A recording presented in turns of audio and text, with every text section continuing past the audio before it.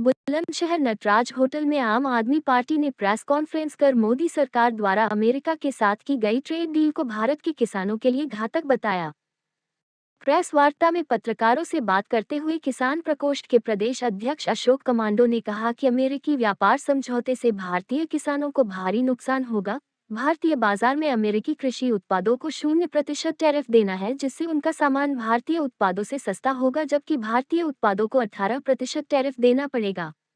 साथ ही अमेरिकी किसान बड़ी जोत के किसान हैं और अधिक सब्सिडी के चलते कम लागत से फसल उगाते हैं, इसलिए भारतीय उत्पाद उनका मुकाबला नहीं कर पाएंगे।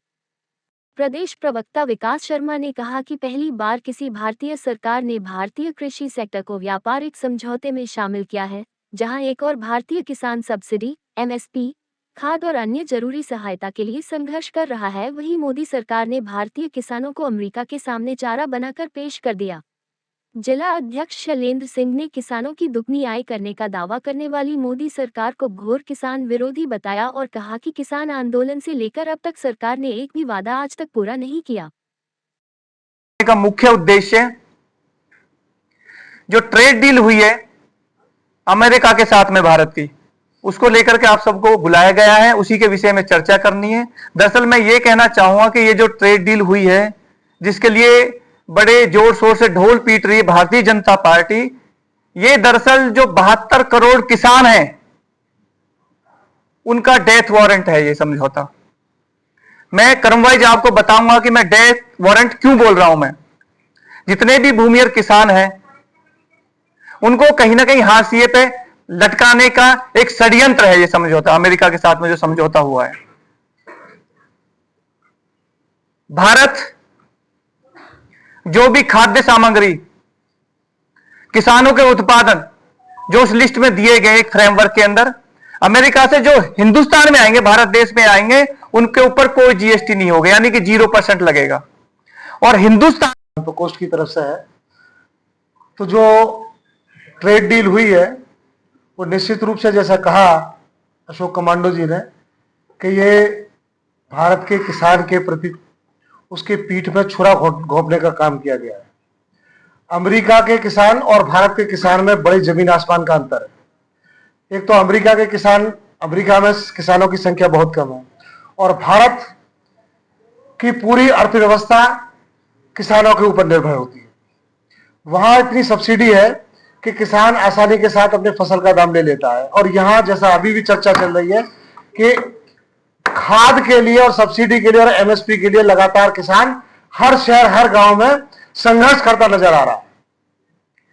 3 फसलें, सोयाबीन, मकई और ज्वार, इनको बर्बाद करने का काम सरकार ने अभी किया है, जिसके लिए अमेरिका के लिए सारा कुछ खोल दिया गया है। 0% पे अमेरिका का माल यहां से आएगा और 18% पे हमारा माल वापस जाएगा टैरिफ पे। अभी हमारे प्रदेश अध्यक्ष किसान प्रकोष्ठ श्री अशोक कमांडो जी ने स्टेटमेंट दिया। इसके अलावा किसानों के बहुत सारे मुद्दे हैं और उत्तर प्रदेश में जो विशेष रूप से एक मुद्दा है वो है आवारा पशुओं का मुद्दा, जो लगातार पिछले कई साल से पब्लिक डोमेन में भी है और लगातार इसको लेकर किसान लगातार आंदोलन भी करते रहे हैं। परंतु सवाल इस बात का पैदा होता है कि उत्तर प्रदेश सरकार का कोई भी ऐसा आदेश नहीं पारित किया जाता जिससे कि किसानों को इसको कोई ना कोई फायदा हो। लगातार उनकी जो फसलें हैं उनको नुकसान पहुंचाया जा रहा है और हमको देखने में आ रहा है कि इस पर रोक न लगाकर यदि कोई इस पर रोकथाम करने का प्रयास करता है तो उसके खिलाफ उल्टा सरकार और मुकदमा दर्ज करा देती है।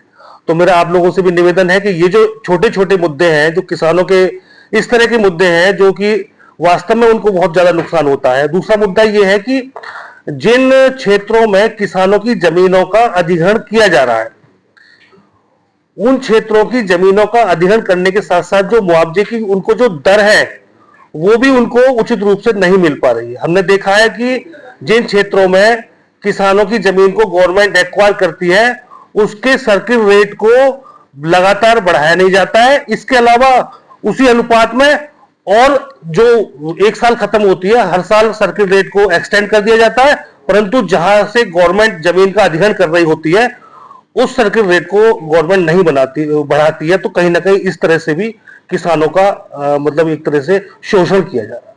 किसानों की बातें जो आवारा पशुओं की, किसान आवारा पशुओं से बहुत ज्यादा परेशान है। आए दिन ज्ञापन भी दिए जा रहे हैं किसान संगठनों के द्वारा भी, और वैसे भी ग्रामवासी भी जगह जगह ज्ञापन दे रहे हैं, मगर अभी तक उसका भी सलूशन नहीं हुआ। आवारा पशु जो नुकसान कर रहे हैं बहुत ज्यादा। निश्चित रूप से मैंने तो कहा था कि ये तो सब इतना इतना बड़ा मुद्दा है कि रात को किसान, जब हम रात को 12 बजे सो रहे होते हैं और किसान अपना पशुओं की रखवाली करने के लिए रात को 12-1 बजे उनकी रखवाली करने के लिए घर से बाहर निकलता है, और इसमें कहीं ना कहीं ऐसा भी होता है कि कई सारे हमारे किसान भाई दुर्घटनाग्रस्त हो जाते हैं या उनकी तबीयत खराब हो जाती है।